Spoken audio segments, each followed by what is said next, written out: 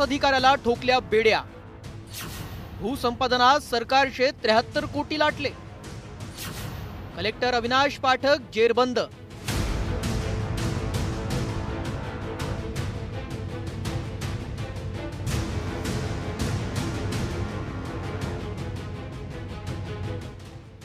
नाव अविनाश पाठक, पद व्यवस्थापकीय संचालक, महाराष्ट्र राज्य मत्स्य विकास महामंडळ। हा चेहरा जरा निरखून बघा, ही कोणी साधी सुधी व्यक्ती नाही, तर हे आहेत एक IAS अधिकारी।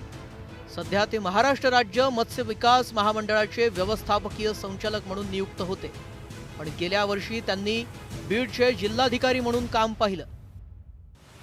पण त्याच काळातील कारनाम्यांमुळे आता अविनाश पाठकवर तुरुंगात जाण्याची वेळ आली आहे। राष्ट्रीय महामार्गासाठी संपादित केलेल्या जमिनीचा मोबदला वाढवून देत तब्बल 73 कोटींचा सरकारी निधी हडप केलाय। बीडमध्ये भूसंपादनात शेतकऱ्यांना मोबदला वाढवून दिला, त्यासाठी आदेश काढताना हेराफेरी केली। बनावट सही करून जुन्या तारखेला भूसंपादन केल्याचं दाखवण्यात आलं होतं।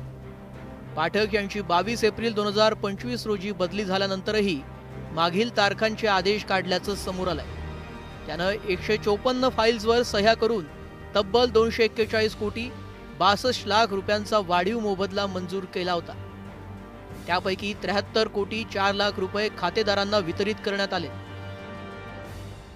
या गुन्ह्याच्या पुढील तपासामध्ये जे आम्हाला उपलब्ध झालेले जे मोबाईलचे रेकॉर्डिंग्ज आहेत त्याच्या आधारे, त्याचप्रमाणे हस्ताक्षर तज्ञांचा रिपोर्ट आणि इतर तांत्रिक तपास या सर्व पुराव्यांच्या आधारे आज रोजी आम्ही तत्कालीन जिल्हाधिकारी बीड अविनाश पाठक यांना ताब्यात घेतलेले आहे आणि त्या अनुषंगाने पुढील कायदेशीर प्रक्रिया आम्ही करत आहोत।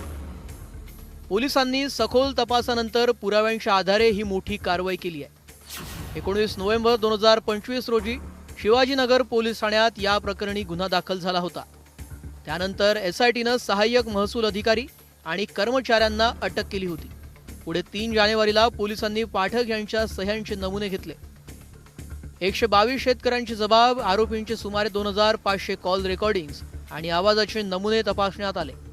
बनावट आदेशांवरील सह्या आणि पाठक यांच्या मूळ सह्यांची पडताळणी केल्यानंतर पोलिसांना पाठक यांच्या विरोधात पुरावे मिळाले। या घोटाळ्यात महसूल कर्मचारी आणि वकिलांसह एकूण 10 जणांवर गुन्हा दाखल करण्यात आलाय। तत्कालीन जिल्हाधिकाऱ्यांच्या अटकेमुळे महसूल विभागात भ्रष्टाचार किती खोलवर रुजलाय हे पुन्हा एकदा उघड झालंय।